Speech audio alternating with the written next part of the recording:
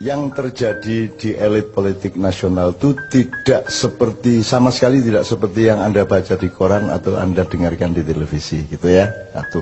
Nomor dua, apakah presiden berkuasa? Tidak. Apakah Megawati berkuasa? Tidak. Apakah anak-anaknya Megawati berkuasa? Akan semakin tidak. Ya. Terus siapakah yang berkuasa? Itu. Yang berkuasa tidak pernah muncul di media massa. Jadi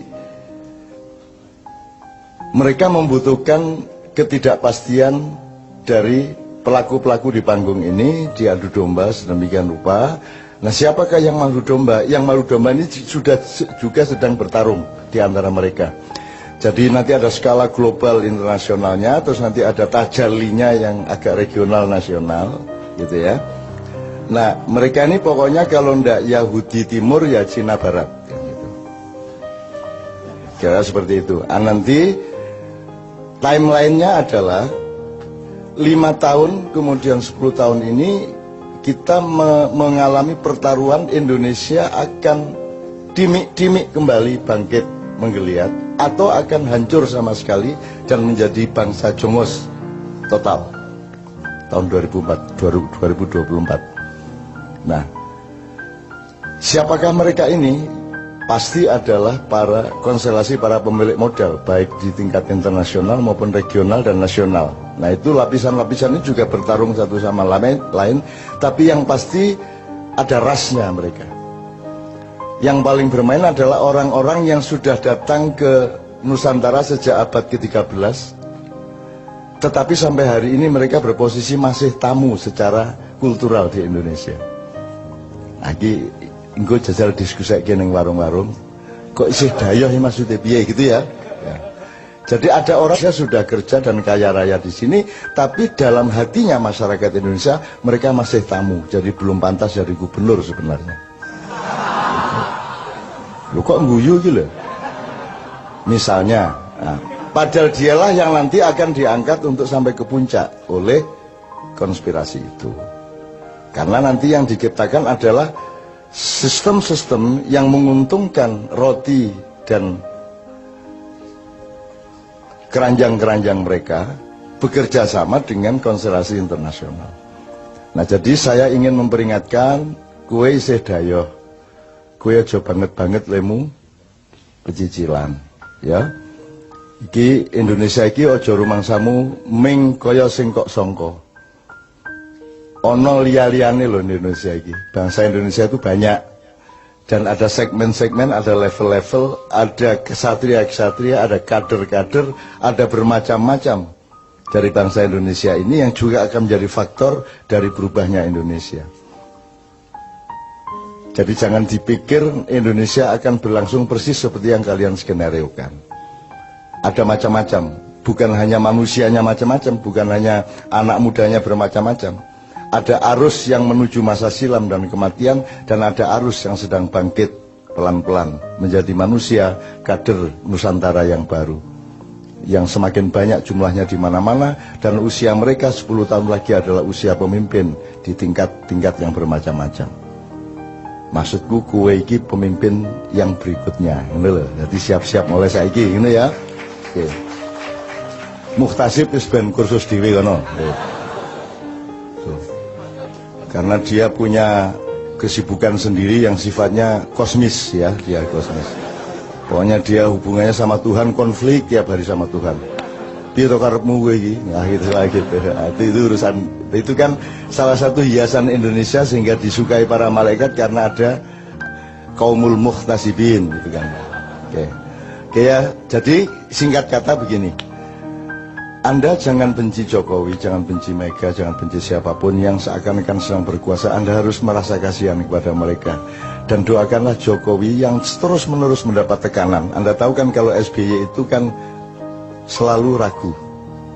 Kalau yang sekarang ini tidak ngerti apa yang diragukan atau apa yang ditegasi.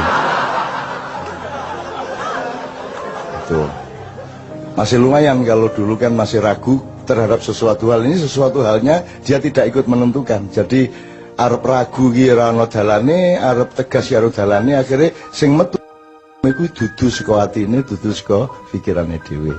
Gitu ya.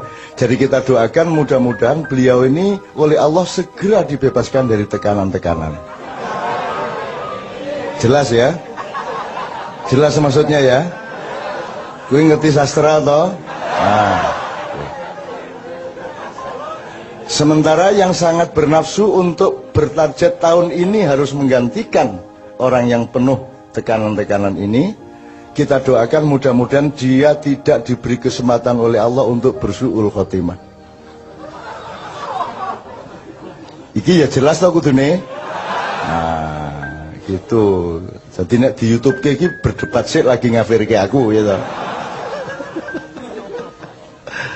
Gitu teman sekalian wes. Untuk itu emang Anda terpengaruh dengan semua itu kan tidak. Anda kan punya kedaulatan, Anda kan punya kemandirian, Anda punya keyakinan hidup, dan semakin hari Anda semakin tenang dengan keyakinan Anda. Dan Anda tahu rakyat Indonesia kan sama sekali semakin tidak tergantung kepada pemerintahnya. Mau dolar 18.000 iki ya. Ora berpengaruh kanggone sing nggawa payung ning ngarepe mall kae. Wis pokoke nek nggawa payung ana udan nyeterke nang mobil entuk piro ning prapet piro kan Anda semua kan tidak terlalu terpengaruh. Bahkan di Jawa Timur anak-anak muda nantang, ayo iki yuk gurung mundhaki BBM ya apa iki. Kurang ajar. Nang wis ae diunggahno ayo. Nang wis. Mosok gak mundak-mundak iki lho. Ayo diunggahno ayo sepur mesisan 4 kali lipat ayo apa ngono. Engko tak delete tekek ndek njero balas. Nek sak delete tekek supaya gak mlaku mesisan wis. Gitu loh, pesawat-pesawat barang ini. Luwung gimana kita mau bikin konferensi Asia Afrika itu kan Bung Karno punya karya. Itu kan konferensi negara-negara non-blok. Non-blok. Lho kowe iki gak konferensi non-blok kok njaluk pelindungan nang jeraganmu iki piye? Njur pura-pura digawe pesawat tapi didandani sik le dandani regane luwih larang timbangane pesawat sing dikeke. Iya coba gue kan ya Allah ya Rabbi, memang presiden itu syaratnya satu kok, harus tahu apa yang harus diragukan dan apa yang harus ditegasi. Iki ora ono bahane iki, arep ragu ya ora cetha, arep tegas ya ora cetha kan begitu. Kan nyenengke kok gue. Tidak pernah ada bangsa yang mendapat hiburan sebagaimana kita. Itu kan? Tidak. Jangankan kan kalau dalam Islam tuh, kalau dalam bahasa Arab tuh ada namanya uslub. Uslub itu diplomasi tingkat tinggi. Seperti saya mengatakan, mudah-mudahan segera terbebas dari tekanan, tuh uslub. Ketika saya acara dengan KPK yang pertama, saya berdoa, ya Allah segera bubarkanlah KPK. Itu kan uslub, artinya maksudnya kehakiman, kepolisian, kejaksaan sudah beres, bisa menjalankan tugasnya dengan jujur sehingga tidak diperlukan KPK. Jadi kalau KPK didoakan untuk bubar itu artinya supaya tidak perlu ada ad hoc lagi untuk mengurus korupsi kan gitu. Tapi orang karena pikirannya linier dan sastra kalimat aja tidak jelas, maka ketika saya berdoa dengan tingkat uslub tadi, susastra tinggi tadi, orang paham loh kok calon menginginkan KPK bubar karepe piye? Loh, nek KPK bubar berarti hukum sudah beres, kan begitu. Karena hukum belum beres, pelaku-pelakunya belum beres, diperlukan perangkat pembantu pemain bon-bonan yang namanya KPK. Kan begitu kan? Nah, kalau sudah kesebelasannya beres, tidak perlu ngebon lagi. Nah, Indonesia ini lebih lucu lagi. Pemain bon-bonnya dimasukkan lapangan, yang pemain yang diganti tidak dikeluarkan dari lapangan. Bener nggak?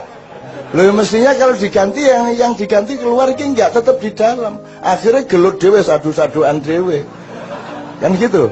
Antara pemain pengganti sama pemain yang diganti. Kan begitu. Sampai hari ini toh sadu-saduan nggak karu-karuan. Kan ini nyenengke negara ini nyenengke. Saya luar biasa bahagia sebagai bangsa. Luar biasa bahagia. Ini tenang nih Joni.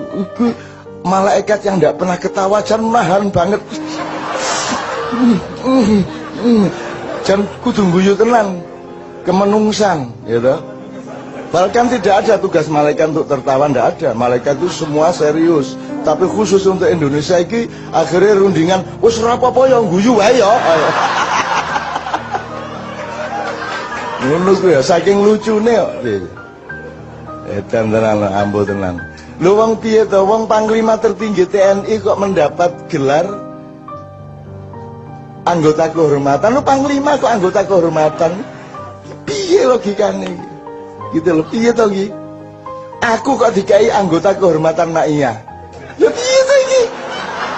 Lho aku ini. Jadi, wah malaikat ora entuk guyu piye? Akhirnya disentak karo Gus. Rentok guyu malaikat. Ah lucu tenan ini. Lebih itu coba itu. Maka Anda harus tahu itu bukan penjilatan, itu sedang mempermainkan. Ada skenario untuk menggunakan. Gitu loh, dan seterusnya lagi nek dikai contoh kayak banget lah. Dengan bahasa yang seperti itu, maka Anda sebagai orang makyat ternyata uslubnya sudah tinggi. Langsung mengerti. Luar biasa Anda. Di bawahnya baru ada yang namanya balaghah, itu ilmu komunikasi biasa. Nah ini balaghah aja belum nyampe, jadi nggak ngerti bagaimana ngomong sama Amerika, bagaimana ngomong kepada Singapura, nggak punya uslub. Kan tidak perlu menentang untuk menentang. Gitu loh. Kan saya sering sudah kasih contoh yang kecil-kecil toh. Gue nak diajak kerengan iki moro bisi ono. Gue nek kerengan karo aku mesti kalah. Gue sembrono gue melayu saiki melayu. Akhirnya mesti budina melayu gawe padahal nek kerengan tangan ya kene kalah jane. Itu namanya uslub. Itu puncak dari balaghah ya Ustaz ya. Puncak dari balaghah. Itu teman sekalian. Oke. Lu sekarang itu bagaimana mau balaghah aja nggak ngerti kok. Mosok sambat saya mau dijatuhkan loh sama Jika. Loh, kok ngomong ngono lho mbok sing rada bahasa sing rada samar sithik apa piye ngono lho. Sing lelu tapi jenenge lugu kan ya ora mlebu neraka wong lugu. Lugu ora ngerti ya. Ya ngertine mebel ya mebel, kayu ya kayu. Piye dituntut balaghah ya ora iso. Jadi piye meneh, jadi tolong Anda jangan benci ya. Anda harus kasihan dan berempati dan berdoa setiap hari mudah-mudahan beliau segera dibebaskan dari tekanan-tekanan. Amin ya rabbal alamin. Supaya hidupnya tentram, keluarganya tentram, istrinya tidak cemas dan anaknya juga selamat dari mara bahaya. Gitu ya. Ono elek ya ngomong, apik to ya. Apik to gitu loh. Uslub loh. Wah sesuk mesti do Twittere uslub.